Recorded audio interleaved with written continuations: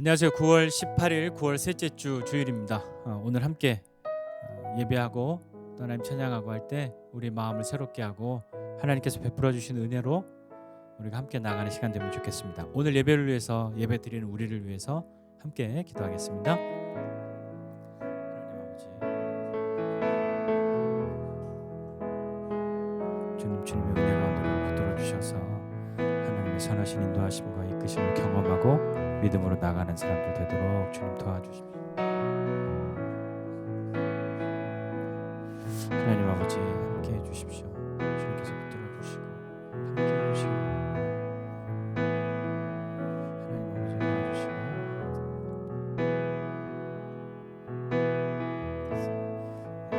주님께서 붙들어 주십시오. 우리 가운데 주의 은혜를 베풀어 주시기를 원하고 함께 해주십시오.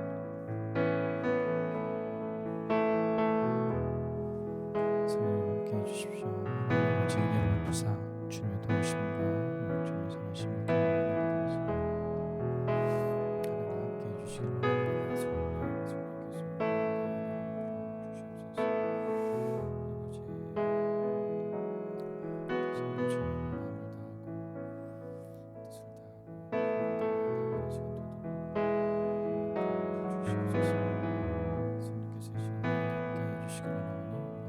함께 해주시기를 원합니다. 하나님 아버지 은혜와 사랑을 감사드립니다. 주의 성령께서 이 시간 우리 가운데 함께하여 주심으로 믿음으로 나아가는 시간 될 수 있도록 주님 도와주시옵소서. 주님의 은혜가 우리를 새롭게 하고 우리를 붙드십니다. 하나님 아버지 도와주시고 함께하여 주시옵소서. 오늘 예배 가운데에 우리 모두를 새롭게 하여 주시기 원합니다. 은혜 베풀어 주시옵소서. 예수님의 이름으로 기도드립니다. 아멘.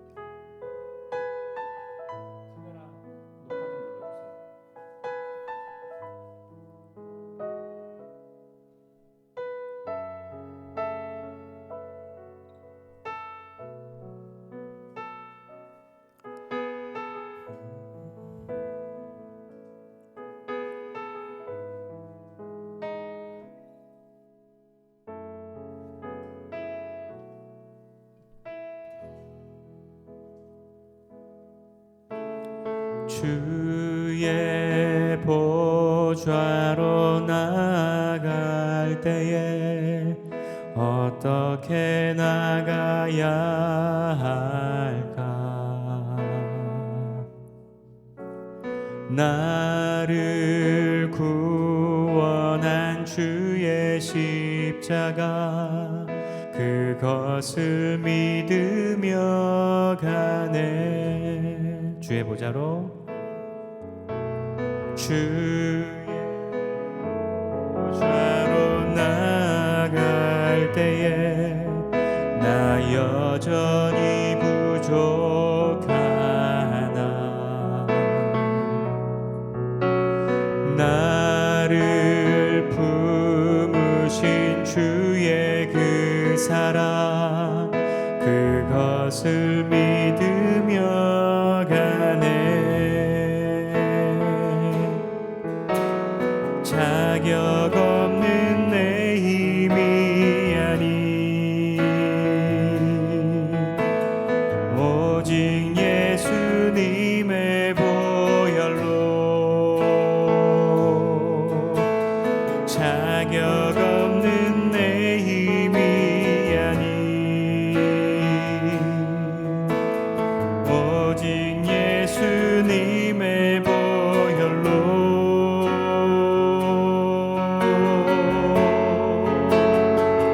십자가의 보혈 완전하신 사랑 힘입어 나갑니다.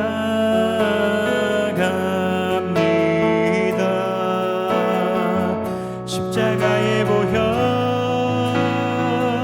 완전하신 사랑 힘입어 예배합니다. 다시 한번 우리 믿음으로 고백하겠습니다.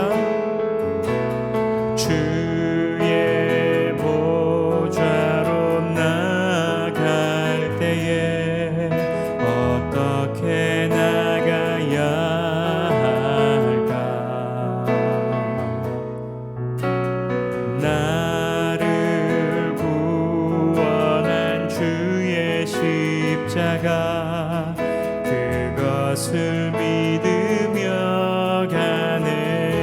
주의 보좌로 나갈 때에 주의 보좌로 나갈 때에 나 여전히 부족하나 나를 품으신 주의 그 사랑 그것을 믿으며 가네 자격 없는 내 힘이 아닌 오직 예수님의 보혈로 자격 없는 내 힘이 아닌 오직 예수님의 보혈로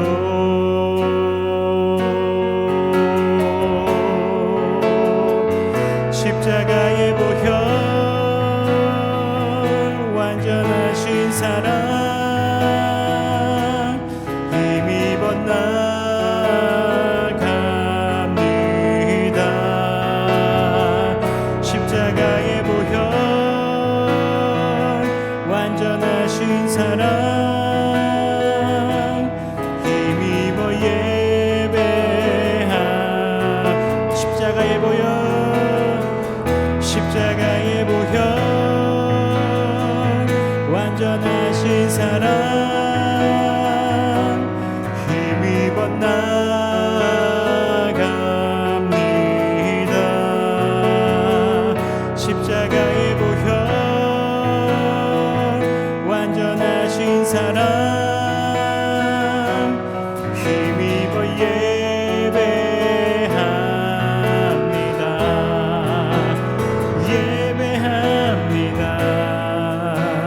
찬양합니다 주님만 날 다스리소서 예배합니다 찬양합니다 주님 홀로 높임 받으소 예배합니다 주님 예배합니다 찬양합니다 주님만 날 다스리소서 예배합니다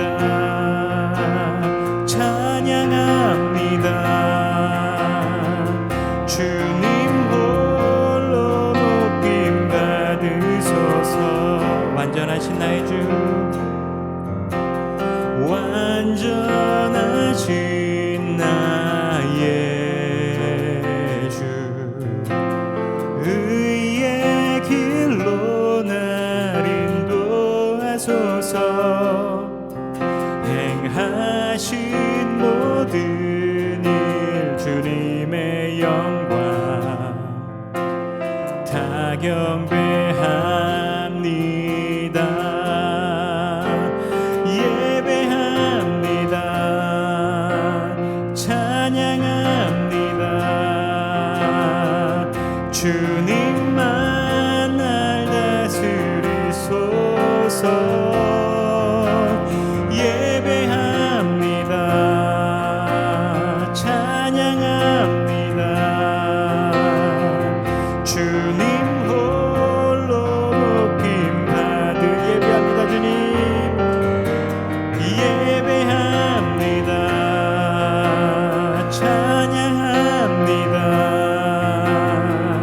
주님만 날 다스리소서 예배합니다 찬양합니다 주님 홀로 높임 받으소서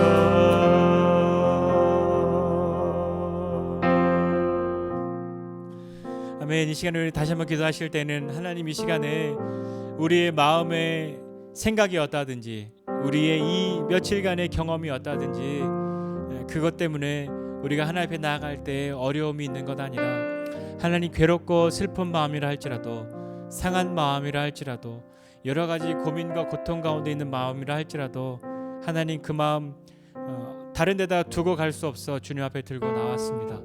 하나님, 이 마음 그대로 가지고 하나님 앞에 나아갈 때 하나님, 우리를 어루만져 주십시오. 주님, 새롭게 해주십시오. 하나님 앞에 나아가는 믿음의 시간 되게 해주십시오. 그렇게 함께 기도하지 않으시겠습니까? 같이 기도하겠습니다.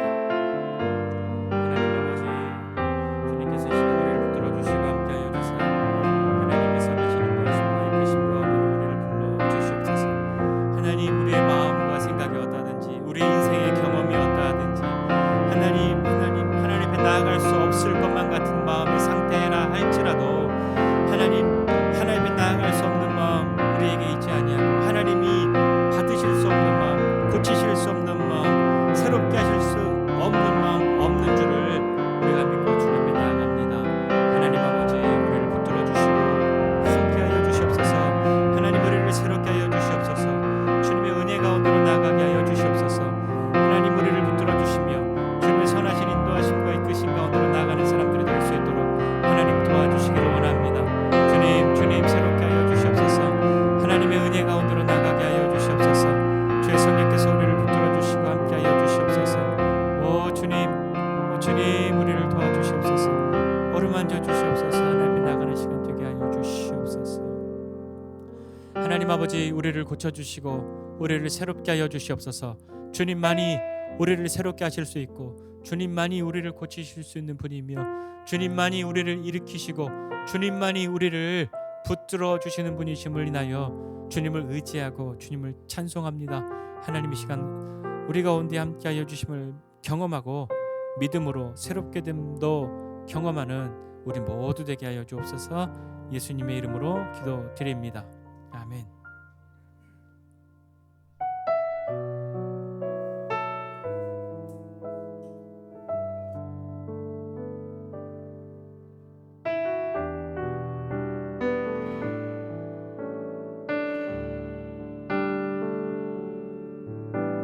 주 사랑이 나를 숨쉬게 해.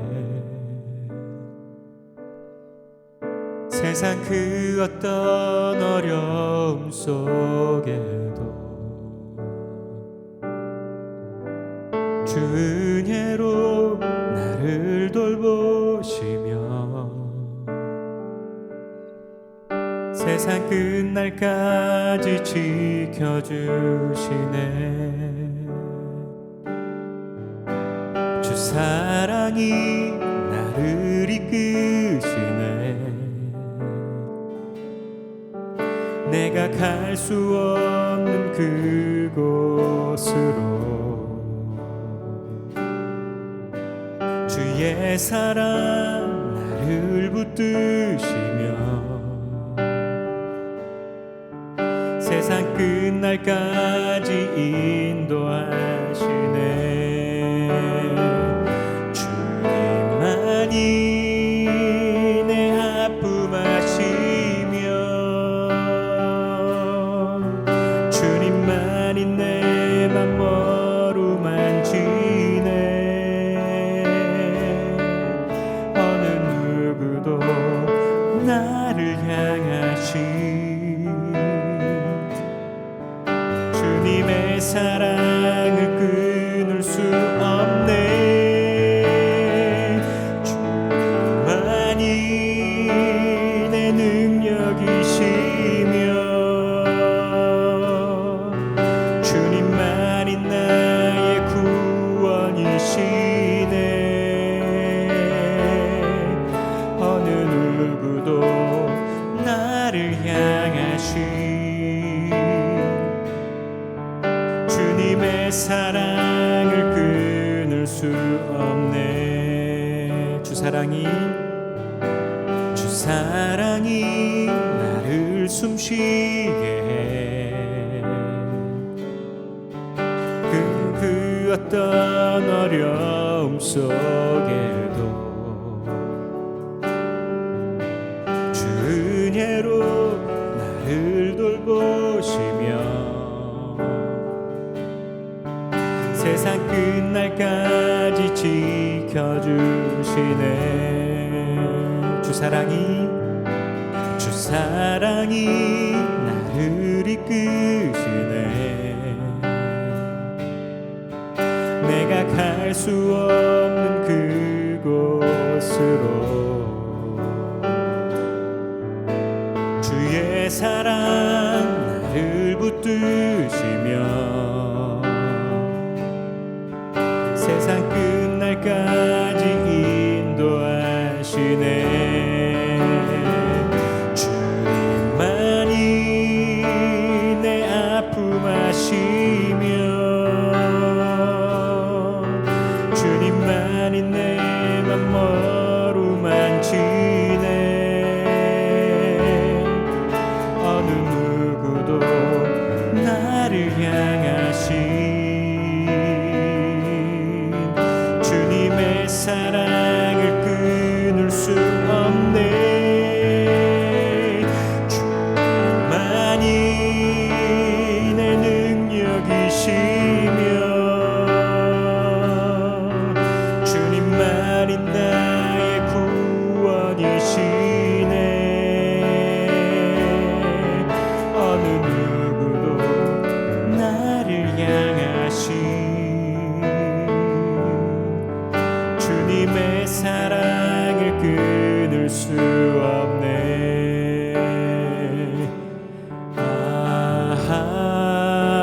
하나님의 은혜로 있을 데 없는 자 왜 구속하여 주는지 난 알 수 없도다. 내가 믿고 또 의지함은 내 모든 형편 아시는 주님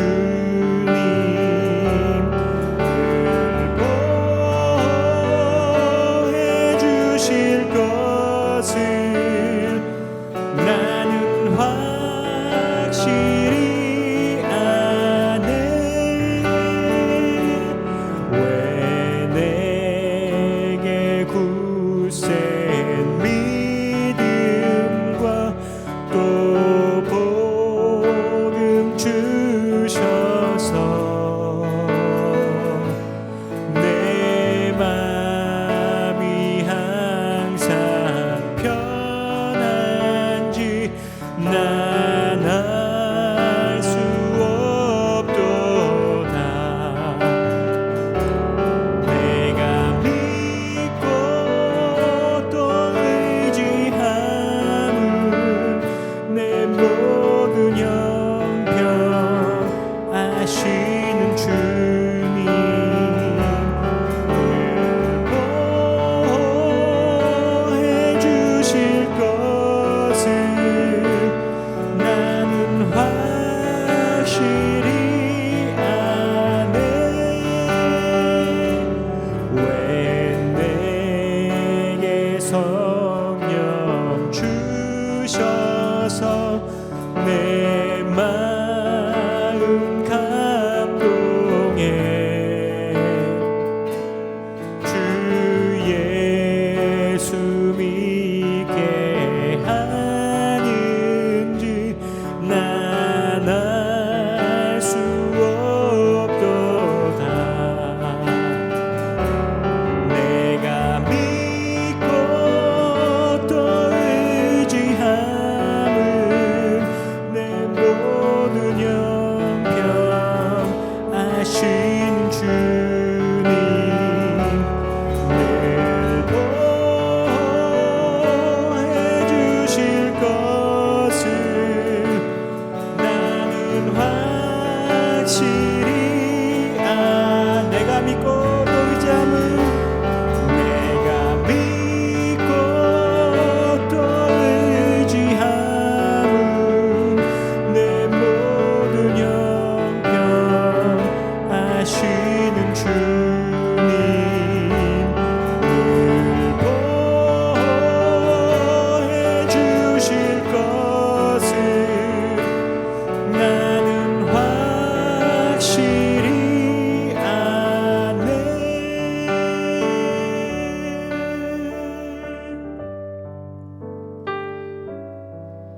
이것을 확실히 아는 것, 그것이 믿음입니다. 내가 하나님의 은혜 가운데 있다는 것, 그것을 확실히 아는 것, 그것이 믿음입니다. 내가 어떠하다 할지라도 끝까지 하나님 나를 붙드시고 나를 새롭게 하시고 나를 세우실 것이라고 믿는 것, 그것이 우리의 믿음입니다. 하나님 우리에게 믿음 있는 사람 되게 해주십시오. 하나님 안에 서는 사람 되게 해주십시오.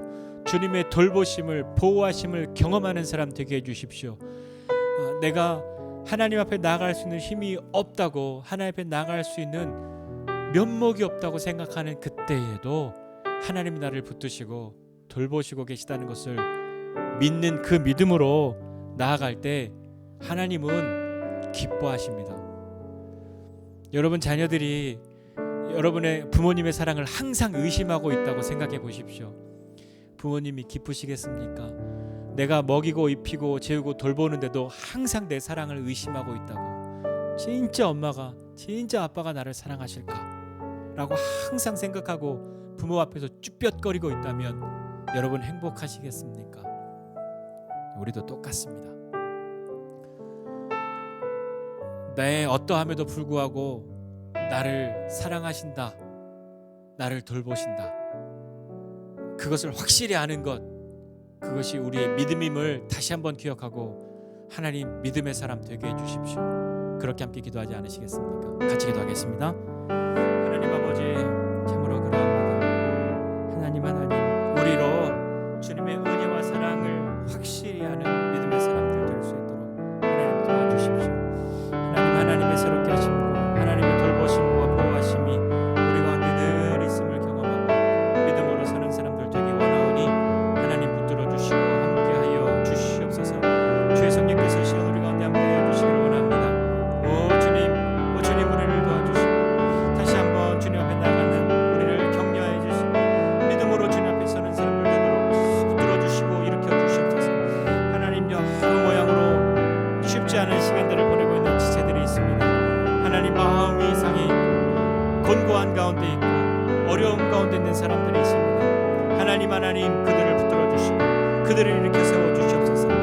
다른 것을 붙들고 일어서지 않게 하여 주시고 주님 붙들고 일어서고 주님의 일으켜 주심을 경험하는 사람들이 되도록 하나님 도와주시기를 원합니다. 주의 성령께서 역사하여 주시옵소서. 하나님 함께하여 주시옵소서. 주님 붙들어 주시고 주님 일으켜 주시옵소서. 확실히 하는 믿음 가운데로 나아가도록 하여 주시옵소서. 하나님 아버지 우리 어떠함에도 불구하고 우리를 지키시고 보호하시고 성령으로 우리를 감동케 하시는 분이 주님이신 줄을 확실히 아는 그 믿음 가운데로 나가게 하여 주옵소서. 그 믿음이 비록 내 마음 가운데서는 이리저리 흔들리는 것 같으나 하나님이 우리를 향한 그 사랑이 변함없기에 우리의 연약한 믿음조차도 주님께서 붙들고 계심을 믿고 하나님 앞에 나아가는 사람들 되도록 은혜를 베풀어 주십시오. 하나님 우리는 정말 하나님의 은혜가 필요합니다. 정말로 주님의 돌보심이 필요한 사람들입니다.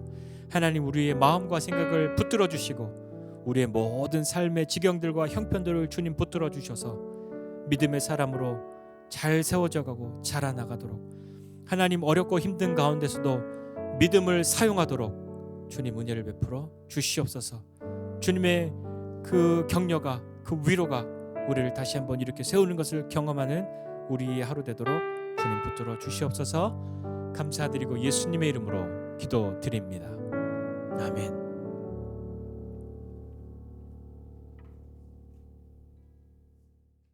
성경 봉독하도록 하겠습니다. 오늘 성경 봉독은 사무엘하 1장 17절부터 27절까지인데요. 우리 박주엘 어린이가 성경 봉독해 주시겠습니다. 다윗이 이 슬픈 노래로 사울과 그의 아들 요나단을 조상하고 명령하여 그것을 유다 족속에게 가르치라 하였으니 곧 활도레라 야살의 책에 기록되었으되 이스라엘 내 영광이 산 위에서 죽임을 당하였도다. 오호라 두 용사가 엎드려졌도다. 이 일은 가드에도 알리지 말며 아스크론 거리에도 전파하지 말지어다. 블레셋 사람들의 딸들이 즐거워할까? 할례 받지 못한 자의 딸들이 개가를 부를까 염려로다. 길보아 산들아, 너희 위에 이슬과 비가 내리지 아니하며 재물 낼 발도 없으지어다. 거기서 두 용사의 방패가 벌인 밤되이니라. 곧 사울이 방패가 기름 부음을 받지 아니함 같이 됨이로다. 죽은 자의 피에서 용사의 기름에서 요나단의 활이 뒤로 물러가지 아니하였으며 사울의 칼이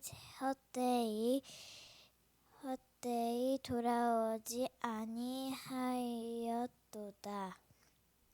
사울과 요나단이 생전에서 사랑스럽고 아름다운 자이러니 죽을 때도 서로 떠나지 아니하였도다. 그들의 독수리 보다 빠르고 사자보다 강하였도다. 이스라엘 딸들아, 사울을 슬퍼하여 울지어다. 그가 붉은 옷을 너희에게 화려하게 입혔고 금 누리개를 너희 옷에 채웠도다. 오호라 두 용사가 정쟁의 중에 엎드려졌도다. 내 형 요나단이여, 내가 그대를 애통함을 후대는 내게 심히 아름다우리라. 그대가 나를 사랑함이 기하여 여인이 사랑보다 더하였도다. 오호라 두 용사가 엎드려졌으며 싸우는 무기가 망하였도다 하였더라. 사무엘하 1장 17절 27절 말씀. 아멘. 고맙습니다. 오늘 읽은 본문 말씀을 가지고 슬픔을 가르치라 공감의 자리로라는 제목으로 함께 말씀을 나누고자 합니다. 요즘은 공감을 되게 그리워하는 세상을 우리가 살고 있습니다. 누군가가 나를 공감해주고 있다는 사실 하나만으로도 굉장히 위로가 되고 격려가 되고 어떤 절망 속에서도 그것 하나를 붙들고 설 수 있는 그런 시절인데 요즘은 보면 공감하지 못하는 사람들을 보면서 좀 많이 분노하잖아요. 뭐 그런 경험들이 우리 다 있지 않습니까? 요즘은 중요한 정치인들이나 이런 사람들에게도 공감을 강요하기도 하고 공감을 뭐 구걸하기도 하고 막 그렇게까지도 이야기하는데 그런 것은 얻지 못하죠. 그냥 어쩔 수 없지 하고 그냥 있는 것만 같아서 저 개인적으로도 많이 아프고 어렵습니다. 그게 뭐 어디 정치인들에게 뿐이겠습니까? 교회 공동체 안에서도 또 우리 가정에서도 각자의 그 사회에서도 공감을 그리워하고 바라고 있는 많은 사람들이 있죠. 모두가 동의하고 공감이라고 하는 것은 모두가 동의해서 막 그래야만 해 이렇게 할 수 있지만 저 사람한테만큼은 공감해주고 싶지 않다 하는 그런 마음이 들기도 합니다. 그런 때 다 있지 않습니까? 여러분 모든 사람들에게 다 그래 이해는 되고 뭐 그럴 수 있으나 내가 너한테까지는 저 사람에게만큼은 그렇게 동의해주고 싶지 않다는 마음이 들 때도 있죠. 그게 꼭 못돼서일까요? 어떨까요? 어떻게 생각하세요? 모든 사람들에게 다 공감하고 하는 사람 좋은 사람이죠. 그러나 어떤 특정한 사람들 향해서는 내가 너한테만큼 못하겠다 하는 마음이 들 때 그게 보통의 사람들의 마음이지 않겠습니까? 하나님께서 사용하시는 사람이 있어요. 하나님이 사용하시는 사람들의 조건이라고 할 수 있는 것이 많이 있지만 그 중에 한 가지는 뭐냐면 다른 사람의 삶과 감정을 내 것으로 동일시할 수 있는 마음과 능력이에요. 그것이 있는 사람을 하나님이 사용하신단 말입니다. 왜냐하면 다른 이들의 삶 속에서 일어나는 일들, 그 속에 있는 아픔, 고통, 괴로움, 슬픔, 기쁨, 뭐 감사, 뭐 이런 것, 그것이 내 것으로 여겨지지 않으면, 그러면 그것 없이, 그런 마음 없이 하나님 나를 써주세요라고 하는 말은 사실 말이 안 되는 거예요. 왜 그러냐면 우리는 사역이라고 하는 하나님의 일, 하나님이 어떻게 일하셔서 하는 그 일들, 그 하나님의 일에 쓰임 받는다라고 하는 것은, 사역이라고 하는 것은 하나님이 시켜서 무슨 일을 하는 건 우리는 하나님을 향해서 사역하진 않잖아요. 사람을 향해서 사역하죠. 우리의 사역의 대상은 사람이란 말이에요. 우리 중에 누가 하나님 은혜 받으셔야 되겠어 일로 오세요 그러고 하나님께 막 은혜를 베푸는 사람이 있습니까? 하나님 사랑 좀 받으셔야겠네요. 하나님 내가 사랑해 드릴 테니까 내 사랑을 받으시라고. 그런 사람이 있습니까? 없죠. 하나님 위로가 필요하시군요. 제가 위로해 드릴게요. 그렇게 하나님께 사역하는 사람이 있냐고요. 없잖아요. 사역은 사람을 향해서 하고 있잖아요. 하나님의 마음을 다른 사람에게 흘려보내는 일, 다른 사람들에게 하나님의 것을 나누는 일을 하는데 사람을 향해서 하고 있는데 그 사람을 향한 마음이 없다라고 한다면 그 일을 한다고 말할 수가 있겠냐고요. 사울과 요나단이 죽었다는 소식으로 사무엘 하는 시작되었어요. 사무엘하에서 다윗이 사울이 죽었다, 요나단이 죽었다는 이야기를 들었단 말이에요. 사울과 요나단은 사실 따지고 보면 다윗과 가족이잖아요. 사울은 자기 장인. 이렇게 되는데 요나단은 사울의 뒤를 이어서 왕이 될 사람인데 요나단은 알고 있었어요. 뭘 알고 있었냐면 다윗이 왕이 될 거라고. 그리고 그것을 자기도 기뻐했단 말이에요. 그래서 내가 아니라 네가 왕이라고. 그렇게 말할 수 있는 것도 쉽지 않아요. 그리고 얼마나 요나단이 다윗을 사랑했는지 나중에 다윗이 고백하기를 여자가 사랑하는 것보다 더 사랑한 것이 요나단이 나를 사랑해줬다. 정말 그 사랑이 기이할 정도였다고 이야기한단 말이에요. 다윗이 요나단을 사랑했다고 말하지 않아요. 요나단이 다윗을 사랑했다고 이야기해요. 네. 그것이 어떤 의미가 있는지도 한번 좀 생각해 보죠. 사울과 그를 사랑했던 요나단이 죽었다 하는 이야기를 다윗이 듣고 얼마나 슬펐겠어요. 그래서 자기만 슬퍼할 것이 아니라 나만 슬퍼하는 것이 아니라 유다 모든 족속들이 함께 애도하고 슬퍼할 수 있도록 슬픔의 노래를 지었어요. 애가를 만들고 그걸 가르쳤어요. 오늘 여기 읽은 본문에 보니까 활 노래라고 돼 있어요. 활은 이 활이에요. 쏘는 활. 왜 활 노래라고 돼 있냐면 요나단이 활을 기가 막히게 잘 다루는 사람이었어요. 활 하면 요나단이었던 거예요. 요나단의 무기가 활이었거든요. 그러니까 이 슬픔의 노래는 사실 사울과 요나단의 죽음을 애도하면서 쓴 노래지만 오히려 더 많은 비중이 요나단에게 가 있어요.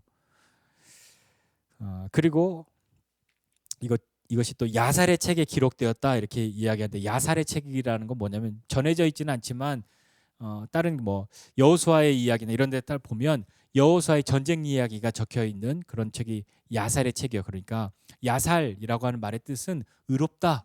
그러니까 야살의 책, 의인들의 책 뭐 이런 의미인데 그러니까 이런저런 기록들을 적어 놓은 일종의 뭐 야사 같은 그런 책인 거죠. 거기에 이 다윗의 이 애가가 다 들어 있는데 오늘 읽은 본문은 그 중에 일부가 발췌되어 있는 거예요.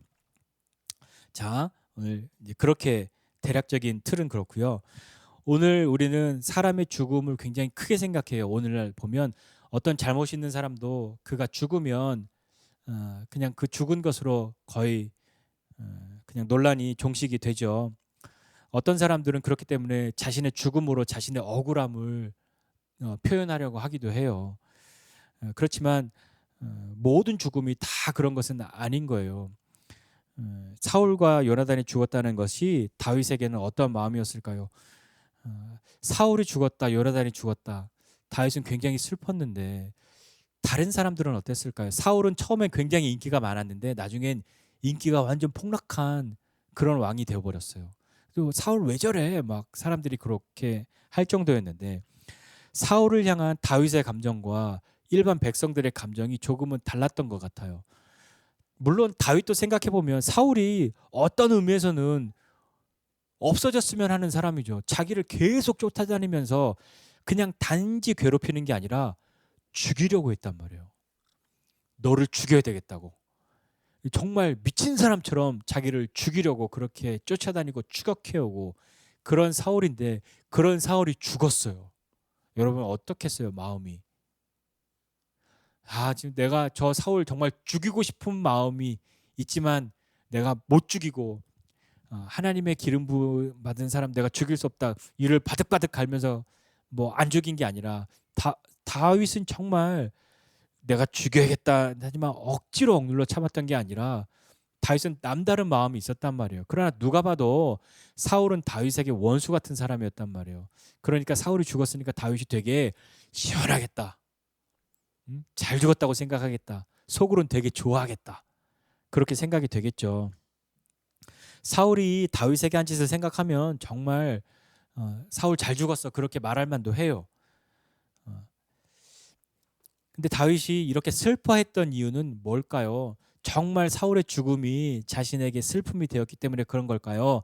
아니면 이제 내가 왕이 될 건데 내가 왕인데 이렇게 너무 좀 쪼잔한 모습을 보이면 사람들이 나를 좀 이렇게 안 좋게 생각할까 봐 그래하고 참 넓은 그런 모습을 보여주려고 다윗이 이렇게 애도하는 모습을 자기만 애도하는 것이 아니라 백성들에게 그렇게 애도하라고 가르쳤을까요? 어쩔 수 없이 그랬을까요? 아니면 진짜 했을까요? 여러분은 어떻게 생각하세요? 내가 다윗이었다가 한번 생각해 보세요. 한때는 되게 좋아했는데 지금은 날 죽이려고 한단 말이에요. 몇 년을 쫓겨다녔어요. 근데 그 사울이 내가 죽일 기회가 있었지만 나는 안 죽였어요. 왜냐하면 하나님을 경외하고 하나님께 내가 거역할 수 없어서 안 죽였는데 그가 죽었단 말이에요. 근데 사울은 심지어 너 죽이는 것이 하나님의 뜻이라고 하나님이 너 죽이라고 내 손에 붙였다고 이런 말 하면서 자기 죽이러 다니는데 그 사울이 죽었어요. 나라면 어떻게 했을 것 같으세요? 뭐 내 원수 같았지만 미친 사람 같았지만 죽었으니까 안타깝네 하고 끝났을까요? 아니면 정말 슬펐을까요? 아니면 겉으로 드러낼 수는 없지만 아우 이제 두 발 뻗고 자겠다. 그렇게 생각했을까요? 겉과 속이 다른 행동을 할 때 보통의 사람들은 사실은 괴롭죠. 안 좋은데 좋은 척, 좋은데 안 좋은 척 하는 것도 다 괴롭단 말입니다. 어찌 그렇지 않을 수가 있을까요? 다윗은 저 같았으면 되게 시원섭섭하거나 막 그랬을 것만 같은데 아니면 엄청 기뻐했을 수도 있는데 겉으로는 아닌 척해도 다윗은 그렇지 않았단 말이죠. 다윗은 사울과 요나단을 위해서 애가를 이 슬픔의 노래를 자기가 만들어서 자기만 슬퍼한 것이 아니라 그것을 명령했어요. 유다 모든 족속들에게 가르쳤어요. 이렇게 슬퍼하고 이렇게 애도하라고. 이건 요즘 말로 다윗이 자기를 위한 이미지 메이킹일까요? 여러분 어떻게 생각하세요? 다윗은 좋은 사람이다라고 생각하고 다윗은 정말 하나님의 마음에 합한 사람이니까 이렇게 믿음의 사람이니까 이런 일을 할 수 있었을 것이라고 생각하는데 나는 진짜로 이렇게 할 수 있을까? 이미지 메이킹으로는 할 수 있겠으나 이미지 메이킹으로 하는 건 어느 순간인간 들통나게 돼 있단 말입니다. 우리는 사람과의 관계마저도 득실을 따지고 그래서 주고받는 것이 되게 합리적이고 손해보지 않는다라고 하는 세상을 살고 있단 말이에요. 남을 위해서 자꾸 주고 손해보고 지고 져주고 막 그러면 너는 이렇게 바보 같냐고 그런 손가락질 받는 세상을 살고 있잖아요. 다윗은요. 다시 한번 보지만 자기만 그런 게 아니라 백성들에게 가르쳤어요. 너네 이렇게 해야 된다고. 이렇게 하라고 가르쳤다면 이 노래를 가르쳐 주었어요. 왜 그랬을까요? 백성들이 자기의 진심만큼 사울과 요나단의 죽음을 애도하지 않았던 걸까요? 여러분 어떻게 생각하십니까? 만약에 다윗이 누군가의 어떤 생각들처럼 다윗은 왕 되는 게 목표인 사람이야. 우리 어저께 같이 묵상했던 본문 말씀 사무엘하 1장에 있는 사람 말씀처럼 아말렉 청년처럼 내가 사울 죽였다고 이야기하면 다윗이 그래도 잘 죽였다고 나한테 상을 베풀지도 몰라 하고 해서 자기가 죽였다고 거짓말로 막 이야기하잖아요. 그런 것처럼 어떤 사람들은 다윗이 왕 되려고 사울이 빨리 없어졌으면 하는 마음을 가지고 있을 거라고 생각했단 말이에요. 근데 누군가의 그런 생각처럼 다윗의 인생의 목표가 왕의 자리에 오르는 것이었다면 사울의 죽음이 좋은 소식이죠. 마침내 때가 온 거죠. 그렇게 생각해서 슬픔보다는 기쁨과 설레임, 기대가 다윗에게 더 많지 않았겠습니까? 그래서 사울이 죽었다고 얘기하면 뭐 눈에 보이든 그렇지 않든 간에 그 사울을 죽였다고 하는 사람에게 충분하게 뭐 드러내놓고 하면 좀 너무 티나니까 몰래라도 뭔가 보상을 해주지 않았겠어요. 그런데 그 말 한 사람을 죽였잖아요. 하지만 다윗은요, 왕 되는 것이 그의 인생의 목표가 아니었어요. 사무엘의 이 다음 말씀 보면 2장에 보면 하나님께 물어요. 하나님, 제가 유다의 한 성읍으로 갑니까? 가야겠습니까? 이렇게 왕이 되려고 제가 가야 합니까? 물었을 때 하나님이 가라. 그럼 어디로 가야 돼요? 라고 물어요. 헤브론으로 가라고 하나님이 말씀하시고 그 명령에 따라서 헤브론으로 들어간단 말입니다. 하나님께 물었다는 것은 어떤 의미냐면 하나님 앞에 물어봤는데 하나님이 너 가지 마. 그러면 어떻게 하겠어요? 아니 나 왕 돼야 되는데 이제 왕 될 순서인데 갑니까? 물어봤는데 하나님이 가라 그러면 다행인데 잠깐만 그러면 또 기다려야 되잖아요. 그러니까 우리는 가끔 하나님 앞에 묻지 않을 때가 있어요. 왜 묻지 않냐면 내가 원하는 답을 혹시 안 하실까 봐. 나 왕 돼야 되는데 너 잠깐 기다려 그러실까 봐. 옛날에는 너 왕 돼야 돼. 이 말 하셨으니까 그걸로 그냥 딱 하고 지금을 묻지 않는 거죠. 그리고 스킵하고 옛날에 그랬잖아요 하고 얼른 하나님이 딴소리 할까 봐 가버렸을 거예요. 근데 다윗은 물어봤잖아요. 그 물어봤다는 의미는 하나님이 아니라고 말하면 다윗은 안 했을 거예요. 다윗의 인생의 목표는 왕의 자리에 오르는 게 아니었다고요. 근데 우리는 왕 되는 게 목표잖아요. 그러니까 어떻게 해서든지 왕이 돼야 되는 거예요. 어떻게 해서든지 내 마음대로 할 수 있어야 되는 거죠. 만약 우리가 하나님 앞에 잘 묻지 않는다라고 하는 것은 믿음, 기도 생활을 안 한다라고 하는 것은 믿음이 없다 이렇게 말할 게 아니라 정말 어떤 때에는 내가 원하는 거 다 이야기했는데 하나님이 안 들어주실까 봐 그런 마음과 또 하나는 내가 막 이야기했는데 하나님이 아니야 그게 아니야 라고 말할까 봐 내가 원하는 대로 답 안 해주실까 봐 그래서 기도 안 하시는 분들이 훨씬 많죠? 잘 모르겠어요. 다윗은 개인적인 입장에서만 사울과 요나단의 죽음을 바라보면서 해석한 것은 아니에요. 그가 개인적으로는 정말 슬펐고 애도했지만 자신의 그런 입장에서만 그렇게 바라본 게 아니라 이스라엘 전체를 바라보았단 말이에요. 왜냐하면요. 이것은 민족적이고 신앙적인 눈으로 바라보아야 하는 일이었기 때문이에요.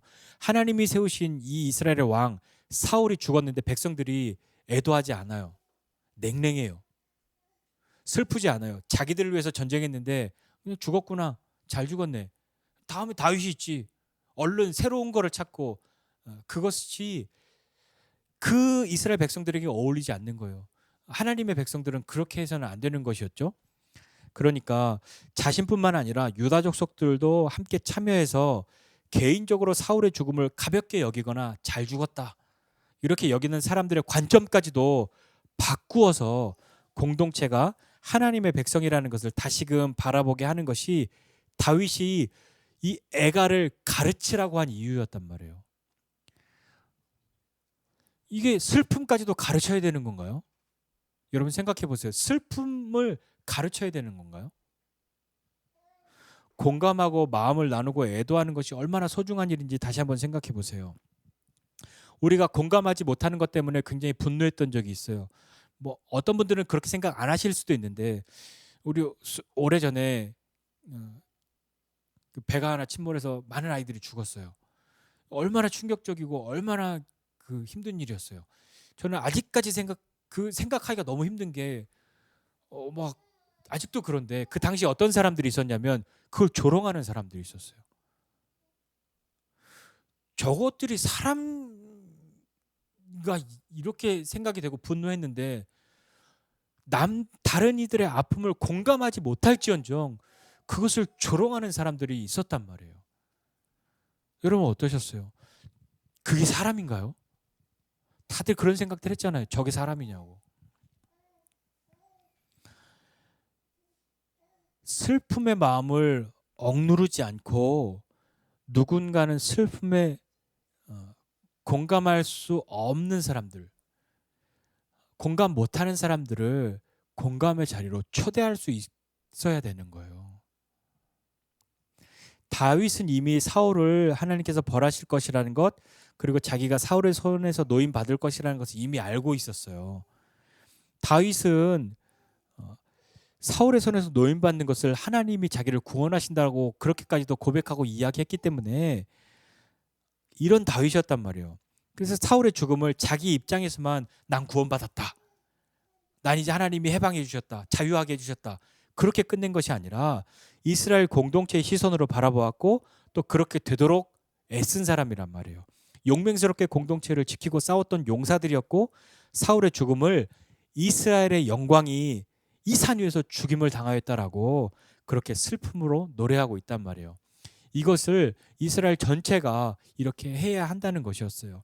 공감하지 못하는 사람들을 공감의 자리로 불러내기 위해서 이 애가를 가르쳤단 말이에요. 공동체를 이끌어가는 사람은 슬퍼할 수 있어야 되는 거예요. 이 공동체가 어떤 큰 조직만을 말하는 게 아니에요.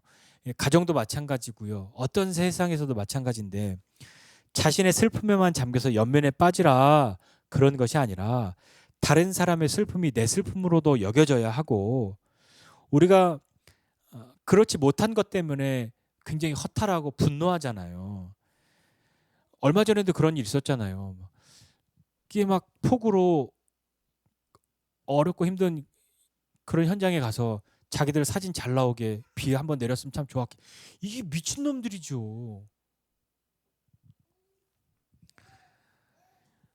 그들이 하는 이야기, 아유 제가 잘해주겠습니다, 그들이 하는 이야기가 정말로 위로가 된다고 생각하는 사람이 있을까요? 말은 그냥 제가 다 해결해 주시면 말하지만 공감하지 않잖아요. 단지 그 순간뿐이잖아요. 카메라가 꺼지면 쌩 하고 돌아서죠. 아무도 그 약속을 지키지 않죠.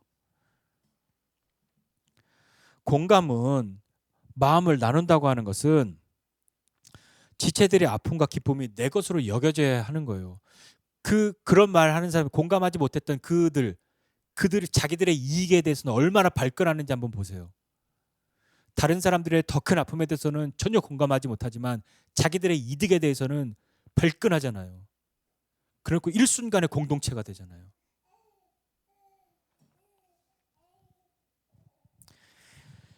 이거 공감은 공부로 되는 게 아니란 말이에요.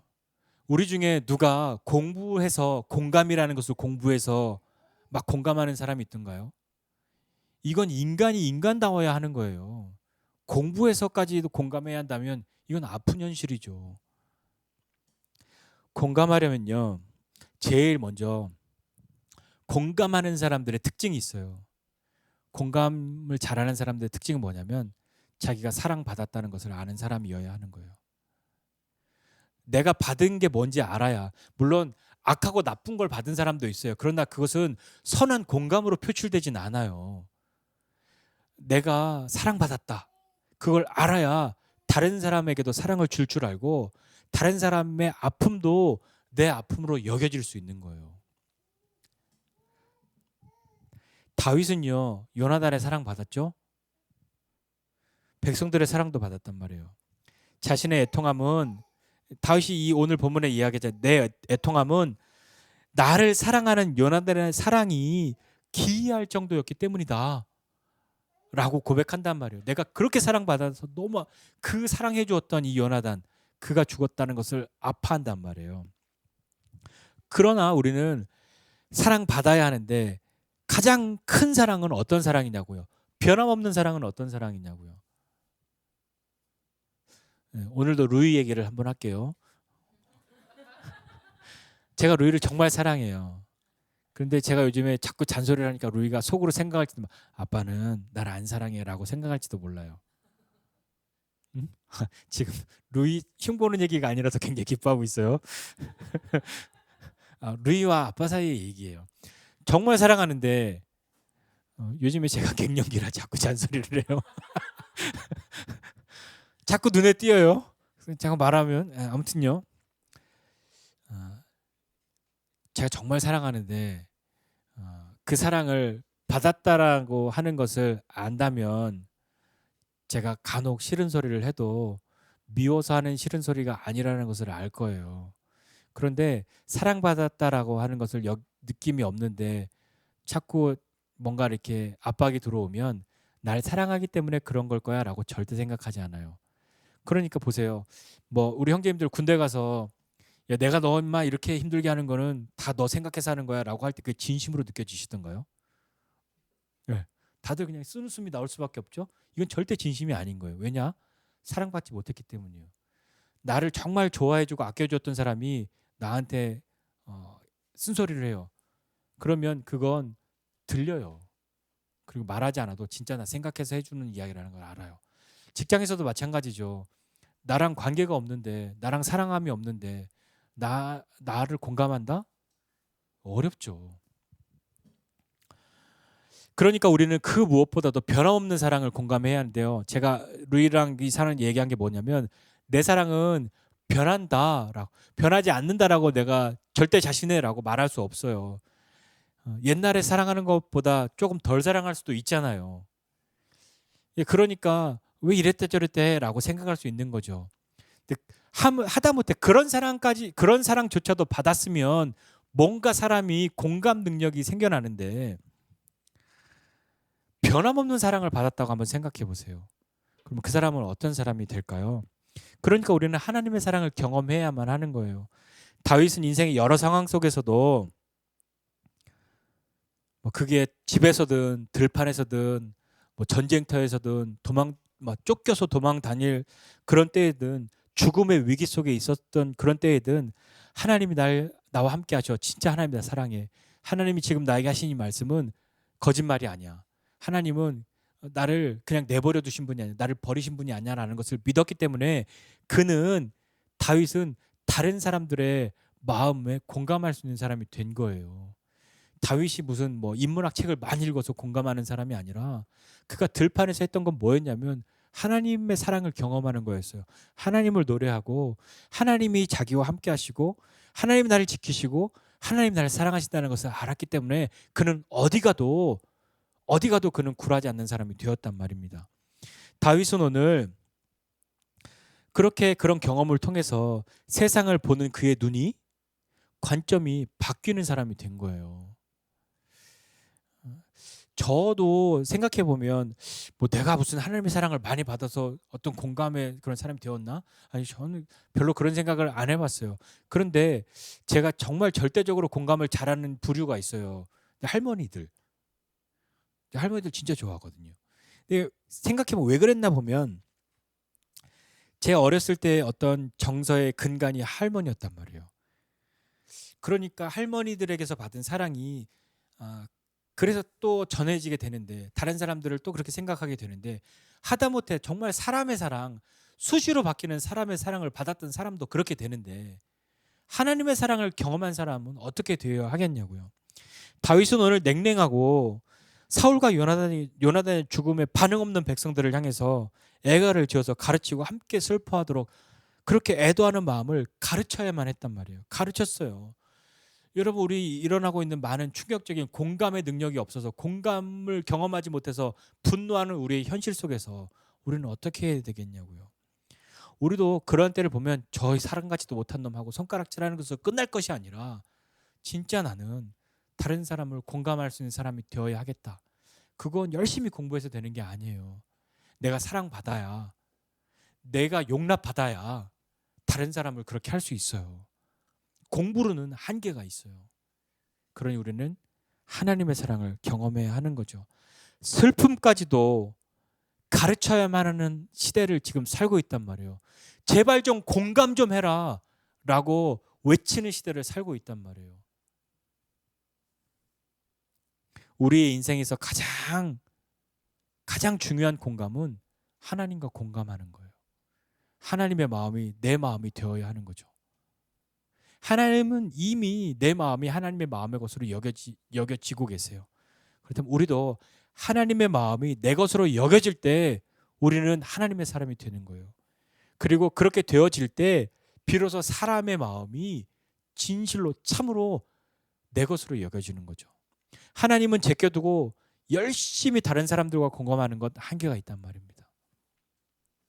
오늘 말씀을 가름하면서 슬픔까지도 가르쳐야만 하는 세상을 살고 있는 우리, 공감하지 못해서 분노하고 있는 이 세상을 살고 있는 우리의 자녀들은, 아니 나는 참으로 공감하는 사람인가 생각할 때 우리에게 가장 중요한 것은, 어른들은 나는 왜 공감하지 못할까? 핑계가 있어요. 나는 사랑 못 받았어. 나는 용납받지 못했어. 그걸로 핑계하고 끝나겠습니까? 지금부터라도 시작해야 하지 않겠습니까? 내가 사랑받았음을 알아야죠. 하나님의 사랑받았음을 경험해야죠. 그리고 그 사랑으로 우리 아이들을 사랑하고 용납해 줄 때 이 아이들도 사랑받고 용납받았다라는 경험을 하게 될 때 다른 사람들을 사랑하고 용납하고 그들의 마음과 그들의 삶이 내 것으로 동일시될 수 있는, 하나님이 쓰실 수 있는 그런 믿음의 사람으로 다 자라날 겁니다. 저와 여러분 모두, 우리 아이들 모두 하나님의 쓰임받는, 공감할 줄 아는 믿음의 사람들이 다 되시기를 주님의 이름으로 축복합니다. 기도하겠습니다. 하나님 아버지, 은혜와 사랑을 감사드립니다. 하나님, 참으로 슬픔을 가르쳐야만 하는 이 시대를 살고 제발 좀 공감하라고 외치는 소리 속에 우리는 분노하지만 하나님, 우리가 참으로 공감할 수 있는 사람 되기를 원합니다. 우리의 자녀들은 참으로 공감할 수 있는 사람 되기 원합니다. 그것이 공부로 되는 것 아니라 경험으로 되어져야 할 것인데, 하나님, 우리의 자녀들이 부모의 사랑받고 부모의 용납을 경험하고 더 큰 변함없는 하나님의 사랑과 하나님의 용납하심을 경험하는 그런 아이들 되고 우리도 그런 사람 되기를 원합니다. 그리하여서 이 세상에 하나님의 마음을 흘려보낼 수 있는, 하나님의 마음이 다른 사람에게까지 전하여주는 귀한 통로로서의 삶을 살아갈 수 있는, 하나님이 쓰시는 우리 모두 될 수 있도록 은혜를 베풀어 주시옵소서. 이제는 우리 구주 예수 그리스도의 은혜와 하나님의 크신 사랑과 성령님의 함께하심이 하나님의 마음이 내 마음 되기 원하고 내 마음이 하나님 마음 되기를 원하는 우리 모두 위에 이제로부터 영원까지 함께 있을지어다. 아멘.